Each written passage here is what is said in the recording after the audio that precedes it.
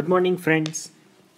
Myself Kedar Badeka, and today I am taking your 16th lecture of Basics of Industrial Engineering. So, in the previous series of the lecture, we start the discussions on the work study, and the work study, which is comprising the two subheadings, which is the first, which is the method study, and second, which is the work measurement, which is totally related to the time study. So today we start the deep discussions with the method study. I hope the yesterday's lecture is I think you get the properly understand with the yesterday's lectures. No one is commenting any kind of the questions on the comment section, so I think it's purely you can understand the whole concept of the work measurement. So let's start the discussions with the continuations with the method study. So the method study, it is a systematic recording and a critical examinations of the existing and the proposed way of doing the work as a means of developing and applying the easier and more effective methods and reducing the cost. तो basically method study जो है इसके अंदर क्या work होता है, तो method study के अंदर हम लोग जो अभी एग्जिस्टिंग वे ऑफ वर्किंग है, जिस तरीके से हम लोग काम करते हैं उसको तो रिकॉर्ड करते ही एक सिस्टमेटिक तरीके से, और एक प्रपोज्ड वे को फाइंड आउट करने की कोशिश करते हैं जिससे ये काम जो है वो हो सकता है, और उसको अप्लाई करके जो हमारी मेथड की जो इफ़ेक्टिवनेस है वो इंक्रीज करके और कोस्ट जो है वो रिड्यूस करने के पीछे जो पूरा वर्क होता है, that is a kind of the method study. I think you get the clear concept with the method study. तो बेसिकली मेथड स्टडी क्या चीज़ है, तो एक सिस्टमेटिकल रिकॉर्डिंग है, राइट. एक सिस्टमेटिकल रिकॉर्डिंग का प्रोसीजर है जिसके अंदर जो एग्जिस्टिंग वे, जिस तरीके से हम लोग अभी काम कर रहे हैं, और जो अल्टरनेटिव और proposed way of doing work है, जिस और तरीके से यह काम किया जा सकता है, उस चीज़ को हम लोग एक सिस्टमेटिकल तरीके से रिकॉर्ड करते हैं, राइट. उसमें से बेस्ट वे है उसको चूज करते हैं जिससे हमारे मेथड की इफेक्टिवनेस जो है वो इफेक्टिवनेस जो है वो बढ़ सके और कोस्ट जो है वो रिड्यूस हो सके. तो this is all about the method study. So method study has a objective like a critical examination of the facts. किस तरीके से जो है वो फैक्ट्स का एग्जामिनेशन हो सके. Second, develop a best possible solution. किस तरीके से एक बेस्ट पॉसिबल सॉल्यूशन जो है वो हमें मिल सके. Eliminate the unnecessary operations. किस तरीके से हम लोग जो है वो अननेसेसरी ऑपरेशंस है उसको कम कर सकें. Add the values and avoid the delays. किस तरीके से जो है वो वैल्यूज जो है उसको ऐड कर सकते हैं और अवॉइड्स द डिलेज. जिस तरीके से हमारा काम जो है वो रुक रहा है कहीं कहीं, तो उसको जो है वो कैसे उस डिलेज को कम कर सकते हैं. It is the basic objective. And optimize the 3M which is the man, machines and materials. किस तरीके से उसको इफेक्टिवली उसको ऑप्टिमाइज किया जा सकता है. This are the basic objectives of the method studies. So the method study is working on the principle. Suppose you have to select the way of doing the work, which is the existing methods of the work. You have to record it. You have to systematically you have to record that procedure, and you have to examine what kind of the processes we are doing in during this process. We have to totally examine or totally recorded things, recorded data जो है वो हमें examine करना है. Then you have to think about a proposed way or a probable way of doing the work through which we can also do that work. You have to also record that, examine that, and you have to compare that. You have to define that. Then you have to choose the best way of doing this work, which can increase the effectiveness of your methods, and which is reducing the cost. Then you have to replace it. You have to install in your procedure, and you have to maintain throughout the continuous production system. So this is the flow chart. We can say that the working procedure of the method study. I think you get the proper understanding with the procedure of the method study, right. Then job selections, किसी भी job का selections जो है वो 3 aspect के ऊपर जो है वो उसका जॉब सिलेक्शंस होता है। The first which is the economical aspect, second which is the technical aspects, and third which is the human aspect. तो किसी भी अगर हम लोग कोई मुझे ऑर्डर सपोज लेना है, राइट, और मैं अगर ऑर्डर लेता हूँ तो फिर उसका ऑर्डर लेने के पीछे का जो मेरा ऑब्जेक्टिव होगा, राइट, वो 3 एस्पेक्ट के ऊपर जो है वो मैं उस जॉब का जो है वो ऑर्डर जो है वो पाऊंगा, राइट। तो first which is the economical aspect, second which is the technical aspect, and third which is the human aspect. In 3 aspect के ऊपर किसी भी जॉब का जो है वो सिलेक्शंस होता है। सो मेथड स्टडी के अंदर जो है वो पूरा प्रोसीजर को जो फॉलो करने के लिए जो है हमें इन थर्बलिंग्स के सिंबल्स को याद रखना पड़ेगा।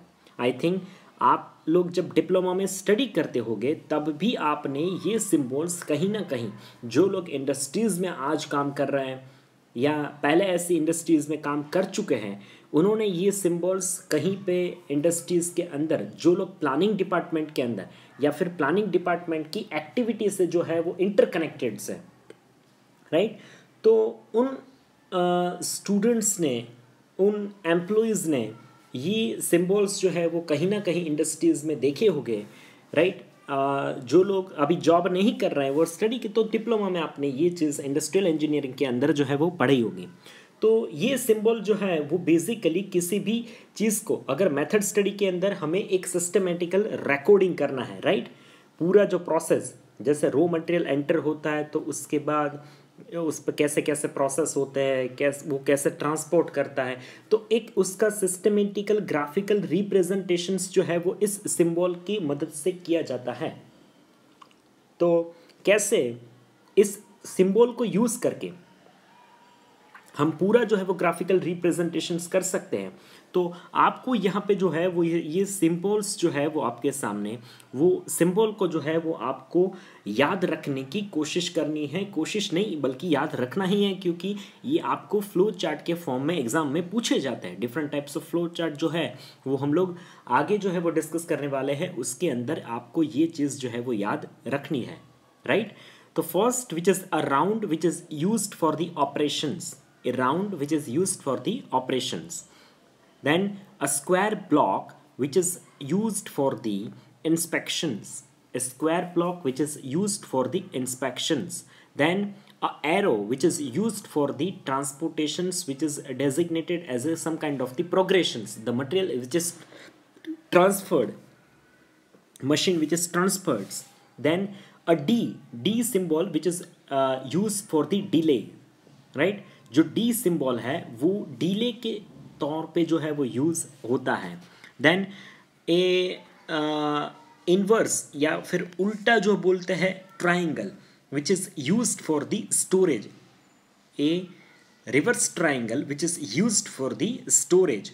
Then a round which is inside the one square block which is a combinations of the two activity. पहले वहाँ पे ऑपरेशंस होगा, उसी स्टेशन के ऊपर जो है उसका इंस्पेक्शंस होगा, तो उस चीज़ को जो है वहाँ पे जो है उस एक्टिविटी को कंबाइन एक्टिविटी के तौर पे, यानी उसी एक ही स्टेशन के ऊपर आपके 2 ऑपरेशंस हो रहे हैं, तो इस तरीके से आपको किसी एक्टिविटी को जो है वो ग्राफिकली उसको रिकॉर्ड करना है, तो आप इस तरीके के सिंबल को जो है वो यूज़ करके कर सकते हैं। वैसे इसी तरीके से आप अपने दूसरे सिंबल को मर्जर करके, जो अगर किसी स्टेशन के ऊपर ऐसे 2 एक्टिविटी हो रही है तो उसको आप कंबाइन एक्टिविटी के तौर पे आप ग्राफिकली जो है वो रिप्रेजेंट कर सकते हैं।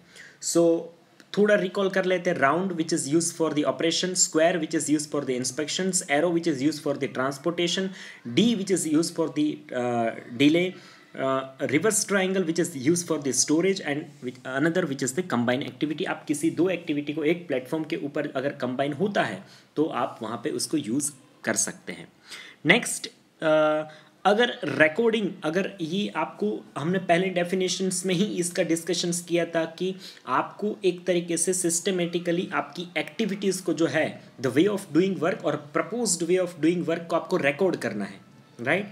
तो रिकॉर्डिंग की जो है वो अलग अलग टेक्निक्स हैं। तो आप रिकॉर्डिंग की जो है वो अगर चार्ट के फॉर्म में हम लोग बात करें तो चार्ट है, दो तरीके के चार्ट आते हैं, विच is a macro motion chart और माइक्रो मोशंस चार्ट। अगर हम लोग चार्ट की बात करें तो दो तरीके के चार्ट्स होते हैं जिसके अंदर आपकी एक्टिविटीज़ जो है उसको रिकॉर्ड किया जा सकता है, which is the macro motion charts and micro motions chart.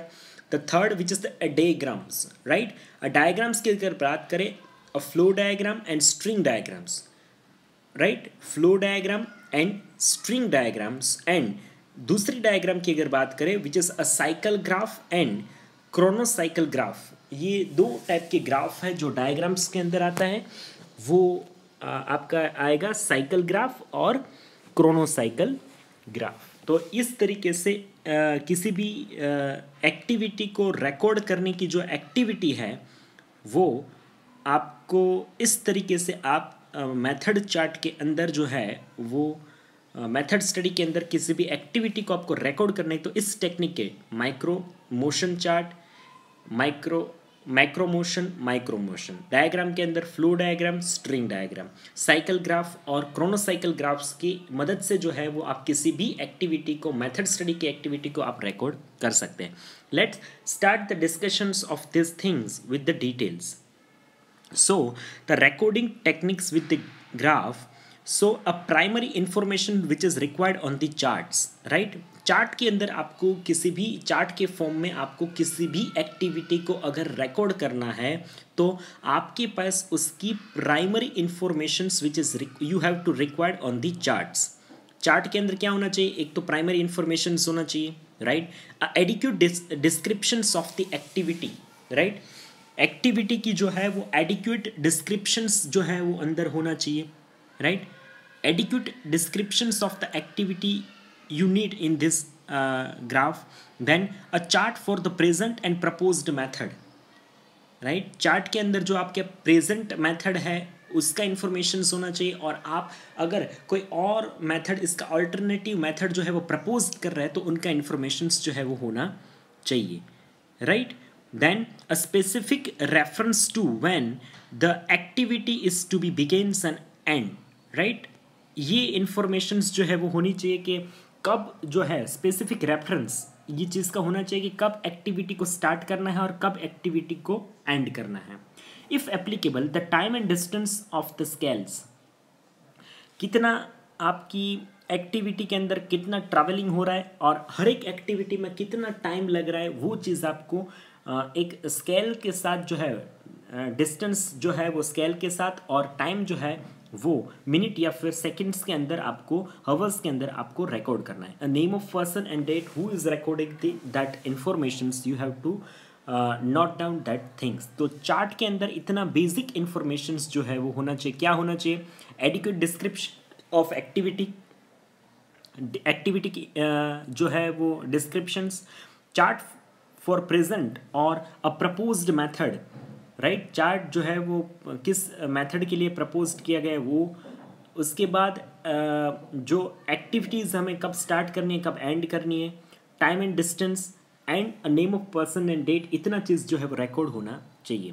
और रिकॉर्डेड टेक्निक्स के अंदर चार्ट की अगर बात करें तो a macro motions chart which is included operations और आउटलाइन प्रोसेस चार्ट। इसके अंदर कौन से चार्ट होते हैं, तो कि मैक्रो के अंदर, मैक्रो मोशन चार्ट्स के अंदर operations or outline process chart, second a flow process chart, third a multiple activity chart जिसके अंदर multiple activity होती है वो record की गई है, then fourth which is a two-handed process chart। तो ये चीज़ जो है वो macro motions chart के अंदर, macro motions chart के अंदर इतने charts जो है वो, first which is the operations or outline process chart, second flow process chart, third multiple activity chart, fourth two handed process chart. तो ये चीज़ जो है वो चार्ट के अंदर होनी चाहिए।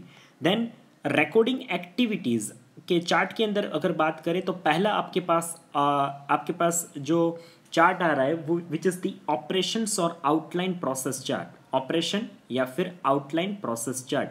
तो first which is record a major activities and inspections. इसके अंदर आपको क्या बेसिकली नोट डाउन करना पड़ेगा, तो आपको बेसिकली यहाँ पे जो चीज़ नोट डाउन करनी है, which is you have to record the major activities, कौन कौन सी जो है वो मेजर एक्टिविटीज़ जो है वो आपके जॉब के अंदर होती है, और कौन कौन से इंस्पेक्शंस होते हैं वो आपको रिकॉर्ड करना है, वो डेफिनेटली आपको करना है। Then the operations and inspection symbols are to be use. तो इस चार्ट के अंदर आप यहाँ पे स्पेसिफिकली समझ लीजिए, यहाँ पे आपके दो ही सिंबल यूज होते हैं, एक ऑपरेशंस वाला which is round and inspections वाला which is the square block. वो दो ही सिंबल्स, ये पूरा जो चार्ट्स है वो आपको यहाँ पे ग्राफिकली रिप्रेजेंटेशंस किया जा सकता है। यहाँ पे आप देख सकते हैं कि मैं आपको थोड़ा जूम करके दिखाने की कोशिश कर रहा हूँ। द ऑपरेशन प्रोसेस चार्ट और outline process chart with the present method, जो अभी मेथड के साथ जो है वो यहाँ पे हो रहा है, तो आपको यहाँ पे बताया गया है। तो आप देखिए टास्क है मेरे पास कि मैन्युफैक्चरिंग ऑफ द पाइप इलिप असेंबलीज, राइट। चार्ट जो है वो कहाँ से स्टार्ट होगा, रॉ मटेरियल जब एंटर होगा तब स्टार्ट होगा। चार्ट कब एंड होगा, तक finish assemblies of the pipe clip on the rack, right. Rack के ऊपर जब आ जाएगा तब ये खत्म होगा। चार्ट जो है वो किसने बनाया है और किस डेट के ऊपर बनाया है, तो इतना सारा इंफॉर्मेशन जो है वो यहाँ पे रिकॉर्डेड होगा। कैसे स्टार्ट होगा, तो बेसिकली उसका स्टार्ट होने की प्रोसेस जो है वो रॉ मटेरियल से जो है वो स्टार्ट हो रहा है, राइट। तो पहले जैसे रॉ मटेरियल आएगा वो एंटर होगा, उसके ऊपर ऑपरेशंस जो है वो आपको, आप देखिए कि राउंड के ऊपर सपोज आपके आप लेफ्ट हैंड साइड के ऊपर देखोगे तो राउंड जो है वो आपको एक्टिविटीज़ के तौर पे दिया गया है, राइट। तो पहले आपको आप 1 नंबर की एक्टिविटी से देखिए, 1 नंबर की एक्टिविटी से आपको देखना स्टार्ट करना है, राइट, जो राइट हैंड साइड के ऊपर है, जहाँ पे 10 mm MS ब्राइट बार जो है वो लिखा है, right. You have to cut that length, पहला ऑपरेशन हुआ कटिंग का, जिसके अंदर 0.1 मिनट का आपको टाइम लगा, right. The cut the thread, आपको फिर कट करना है, second operations. Then third operations के अंदर कट द थ्रेड, फिर से कट द थ्रेड्स होना है। जो टाइम जो है वो आपके लेफ्ट हैंड साइड है, राइट हैंड साइड आपको एक्टिविटी दिया गया है। देन फोर्थ ऑपरेशंस क्या होगा, तो कि बैंडिंग होगा, बैंड हो जाएगा, राइट, तो उसमें 0.2 मिनट का टाइम लग रहा है। Then you have to center distance, यहाँ पे एग्जामिन होगा बैंड हो जाने के बाद, क्या चेक करना है आपको कि centre distance and the inspections of the thread.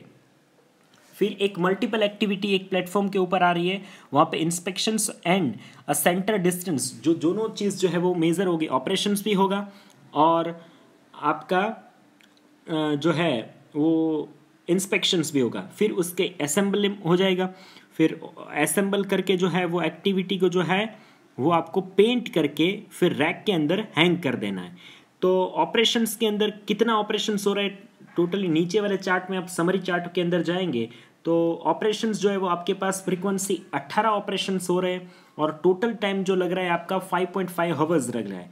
Inspections जो है उसकी कितनी एक्टिविटी है, तो कि 8 इंस्पेक्शंस एक्टिविटी लग रही है और इसके पीछे जो आपका टाइम रहेगा अप्रोक्सीमेटली 65 मिनट्स जो है वो इंस्पेक्शंस का टाइम इंक्लूडिंग है। तो ये पूरी इंफॉर्मेशंस ऐसे ऑपरेशन फ्लो चार्ट्स और आउटलाइन फ्लो चार्ट के अंदर जो है वो नोट की जाती है। ये सेम तरीके का जो है वो आपको एक एग्जांपल यहाँ पे बताया गया है कि आउटलाइन प्रोसेस चार्ट, उसमें भी ऐसे 2 तरीके के ही सिंबल का यूज़ होता है और उस 2 तरीके के सिंबल को यूज़ करके यहाँ हर एक एक्टिविटी जो है वो नोट डाउन जो है वो की जाती है। आप यहाँ पे देखने की कोशिश करिएगा, आपको वीडियो को ब्लॉक अपना स्टॉप करके, तो आपको ये सारी चीज़ जो है वो आपको समझ में आ जाएगी, right. Next the recording technique के अंदर चार्ट के अंदर बात करें तो सेकंड जो है वो मैक्रो मोशन चार्ट के अंदर सेकंड टाइप के जो चार्ट है which is the flow process chart. तो फ्लो प्रोसेस चार्ट जो है वो बेसिकली 3 टाइप्स के होते हैं। मटेरियल टाइप्स के होते हैं, first material type, second man type और थर्ड इक्विपमेंट टाइप। तो एक जो फ्लो प्रोसेस चार्ट किसका फ्लो बताएगा, एक जो चार्ट है जो मटेरियल टाइप का, तो वो मटेरियल की मूवमेंट, मटेरियल का फ्लो बताएगा आपको।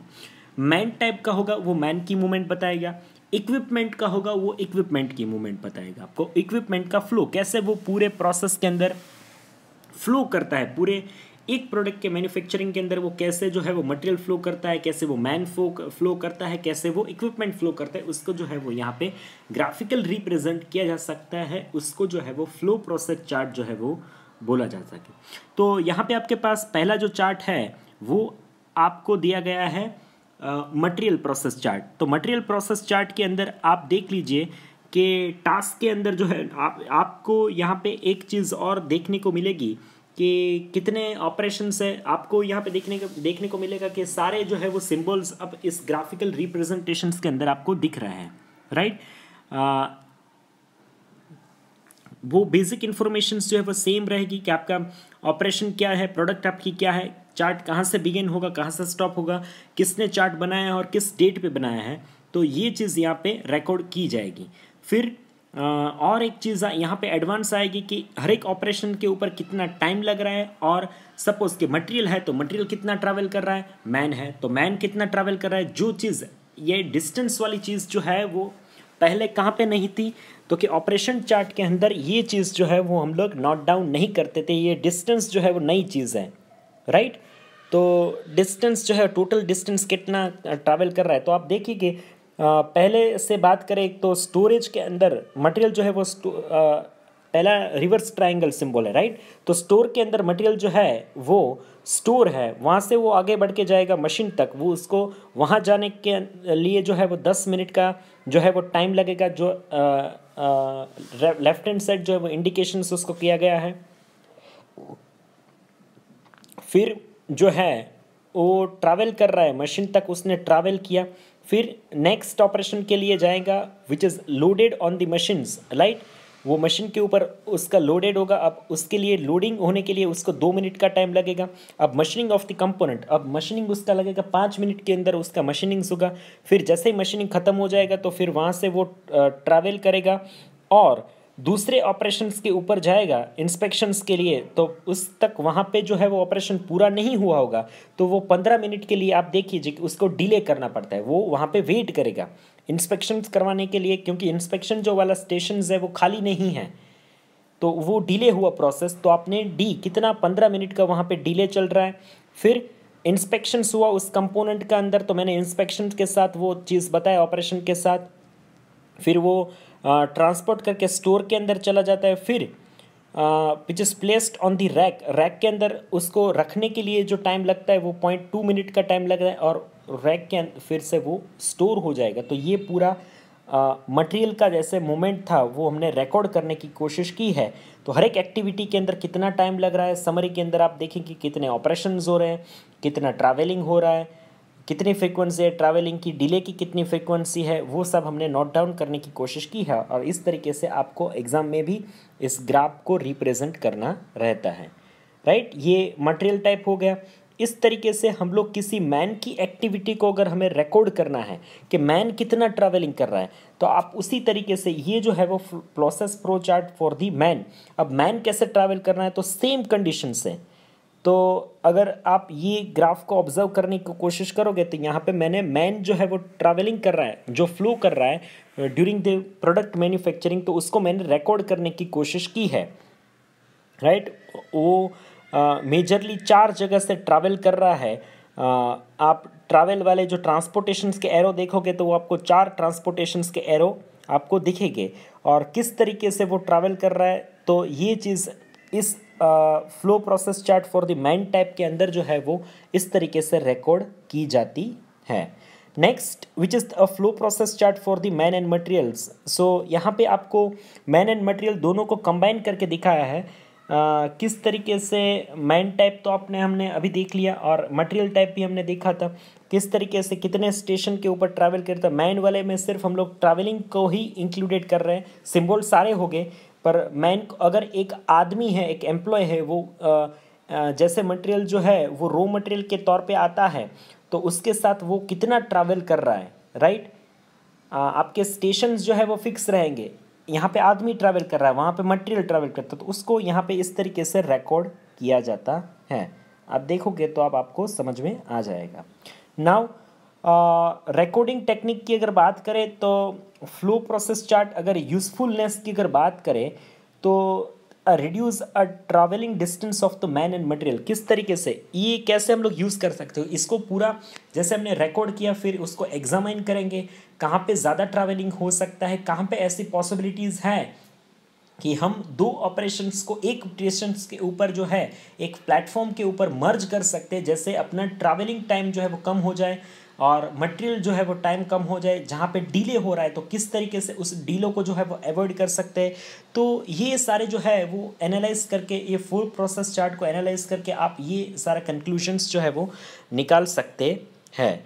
सो then the next usefulness which is avoid the waiting time and unnecessary delays जो हमने डिस्कस किया, reduce the cycle time by combining और eliminating the operations, जो unnecessary operations उसको निकाल सकते हैं और किसी दो ऑपरेशन को कंबाइन करके हम लोग मिक्सअप कर सकते हैं। Then the fix up the sequence of the operation, इस तरीके से नया कुछ एनालिसिस करके फिर से हम लोग उसका सीक्वेंस जो है वो प्लान कर सकते हैं और री एलोकेट द इंस्पेक्शन स्टेजेस, और जो आपके स्टेजेस ऑफ वर्किंग है प्रोसीजर के, जहाँ पे क्रिटिकलनेस थोड़ी ज़्यादा है तो आप वहाँ पे उसको इंस्पेक्शन के स्टेजेस वहाँ पे डाल के इसको रीलोकेट पूरा कर सकते हैं। This is the usefulness of the flow process chart. Now a two handed process chart.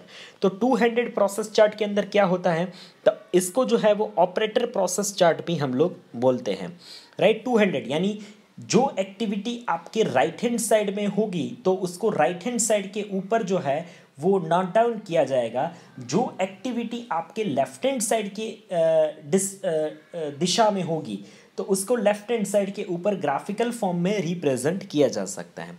So you have to record the activity of the workers hand, right. जो वर्कर अपनी एक्टिविटी राइट हैंड साइड में करता है उसको right hand side उसको note down करिए, left hand side करता है उसको left hand side note down. You have to representing the sequence of the manual activities of the workers, जो वर्कर मैनुअल एक्टिविटीज करते हैं उसको आपको रिकॉर्ड करना है। Studies a work station layout and the repetitive task, you have to studied the workstations layout and the repetitive task. Then inspection, you have to touch feel by hand, it is also recorded. And storage, the hand used as a grip or a vice to hold the objects. तो यहाँ पे आप देख लीजिए कि जो worker है तो सारे सिंबल यहाँ पे यूज़ हो रहे हैं। लेफ्ट हैंड साइड पे कितनी एक्टिविटी है, आप ये ग्राफ को ऑब्जर्व करोगे तो वर्कर के लेफ्ट हैंड साइड पे वो कितना काम कर रहा है। आप देखो कि डिस्क्रिप्शंस में आपको लिखा है कि रीच द बोल्ट, बोल्ट को वो ला रहा है तो लेफ्ट हैंड साइड पे बोल्ट पड़े, बोल्ट को ला रहा है तो वो ऐसे रिप्रेजेंट होगा, राइट। तो ये सारी एक्टिविटी जो एक्टिविटी लेफ्ट हैंड साइड पे हो रही है उसको लेफ्ट हैंड साइड पे रिकॉर्ड किया है, राइट हैंड साइड पे एक्टिविटी हो रही है उसको राइट हैंड साइड पे रिकॉर्ड करने की हमने कोशिश की है। फिर उसको एनालाइज करेंगे कौन सी एक्टिविटी को जो है वो हम लोग एलिमिनेट कर सकते हैं, किस चीज़ को हम लोग कंबाइन कर सकते हैं और किस साइड पे जो है वो अनबैलेंस ऑफ द वर्किंग है, राइट। एक साइड जो है वो वर्कर को ज़्यादा जो है वो उस हैंड का यूज़ करके ज़्यादा एक्टिविटी करनी पड़ती है, तो उसको चीज़ को बैलेंस करने की हम लोग इस चीज़ से एनालिसिस करके हम लोग कर सकते हैं। तो ये एक टू हैंडेड प्रोसेस चार्ट था। Then the multiple activity chart, so the activity of more than one subject, जहाँ पे मैन और इक्विपमेंट दोनों साथ में एक्टिविटी कर रहे हैं, right, are each recorded on a common time or scale to show their interrelationship। यहाँ पे हम लोग दोनों की एक्टिविटी को एक ही स्केल के ऊपर जैसे टाइम हो गया तो उसको रिकॉर्ड करने की कोशिश करेंगे, जिससे हम लोग उस दोनों की मैन और इक्विपमेंट, मैन और मटेरियल जैसे उस दोनों की जो इंटर रिलेशनशिप जो है उसको एक थ्रू पॉइंट के साथ जो है वो हम लोग बेटर तरीके से समझ सकें। Study the idle time of the man and machines, कहाँ पे आपका मशीन जो है, आपका एम्प्लॉय है, मैन पावर है, वो कितने टाइम तक जो है वो किस एक्टिविटी से किस एक्टिविटी तक जो है वो आइडियल रहता है, मैन हो या मशीन है, वो रिकॉर्ड किया जा सकता है, रिकॉर्ड करना है इसके अंदर। Then you have to determining a number of machines which is handle by the one operator. आपको ये चीज़ रिकॉर्ड करनी है इसके अंदर कि कौन कितने कितने मशीन्स जो है वो एक ही ऑपरेटर से जो है वो हैंडल हो रहे हैं। Then you have to determining a number of operator which is required in a team work to perform a given job. कौन से सिंगल हैंडेड इंडिविजुअली ऑपरेट होते हैं और कौन से जो है वो टीम वर्क में ऑपरेट होते हैं। तो ये चीज़ मल्टीपल एक्टिविटी के अंदर जो है वो रिकॉर्ड की जा सकती है। सो यहाँ पे आपका ऑपरेटर है, एक साइड आप देखोगे तो ऑपरेटर है, एक साइड आप देखोगे तो मशीन्स हैं। तो जैसे लोड जो है, जॉब जो है वो लोड हुआ, डिस्क्रिप्शन के अंदर देखोगे तो उसके लिए कितना टाइम लगता है, तो वो हमने नोट डाउन करने की कोशिश की। सपोज लाइक पॉइंट 2, फिर उसने ऑपरेटर ने स्विच ऑन की तो उसके लिए टाइम स्विच ऑन है अभी भी, तो वो टाइम आइडियल है, तो कितना टाइम आइडियल है वो हमने नोट डाउन करने की कोशिश की है। आपका ऑपरेटर जो है वो आइडियल नहीं है। अब आप देखोगे तो मशीन आइडियल जो है आपका, सपोज कि मशीन जो है वो जब लोड जो है जॉब जो है वो लोड होता है तब उसका कोई टाइम नहीं लगता, क्योंकि मशीन वहाँ पे खाली है, राइट। स्विच हो गया तो वो खाली रहेगा, राइट, वो 2 सेकंड के लिए खाली रहेगा। स्विच ऑन है तभी भी खाली रहेगा। आइडल मशीन्स जब रहेगा तब उसके पास the machinings of the part which is the auto cycle में होगा, तो उसका जैसे पार्ट जो है वो आप मशीन हो जाने के बाद पार्ट पिक करेंगे तो कितना टाइम लगता है। तो सारी एक्टिविटी आप देखोगे कि साइकिल टाइम जो है ऑपरेटर का और साइकिल टाइम जो मशीन का जो है, the time which is recorded per cycle which is 0.46 and machine का आप देखो तो 1.5। तो परसेंटेज ऑफ यूटिलाइजेशंस है, तो आपका कंपेरेटिवली जो होना चाहिए वही आपको यहाँ पे रिजल्ट के अंदर दिख रहा है कि एक ऑपरेटर जो है उसकी यूटिलाइजेशंस आप 30% कर रहे हो, जबकि मशीन का यूटिलाइजेशंस है वो आपको हो रहा है 76% मशीन का यूटिलाइजेशंस हो रहा है। तो ये चीज़ जो है वो दोनों मैन और मटेरियल की पैरेलली एक ही टाइम स्केल के ऊपर रिकॉर्ड की जाती है, उसको जो है वो मल्टीपल एक्टिविटी जो है उसको बोला जाता है। तो आज के लेक्चर के अंदर हमने मेथड स्टडी किसको बोला जाता है, मेथड स्टडी की क्या क्या टेक्निक्स है, किस तरीके से उसको रिकॉर्ड की जा सकते हैं, कौन कौन से सिंबल है, किस तरीके से रिकॉर्डिंग टेक्निक के अंदर कौन कौन से चार्ट्स आते हैं, कौन कौन से ग्राफ्स आते हैं, micro motions, macro motions, right, flow process chart, spring diagrams, cycle graph, then the chrono cycle graph, वो आज हम जो भी आज लेक्चर के अंदर हमने कवर किया है वो आज डिस्कस किया है। नेक्स्ट टॉपिक जो है वो नेक्स्ट लेक्चर्स के अंदर हम लोग डिस्कस करेंगे, राइट। सो आज के लेक्चर के अंदर अगर किसी भी स्टूडेंट को किसी भी तरीके का क्वेश्चंस है, डाउट्स है, you can ask in the comment sections, right. After watching this video, you have to write down your enrollment number into the comment sections, which is counted as your online attendance. So this is all about the today's lecture. Thank you so much for watching this video.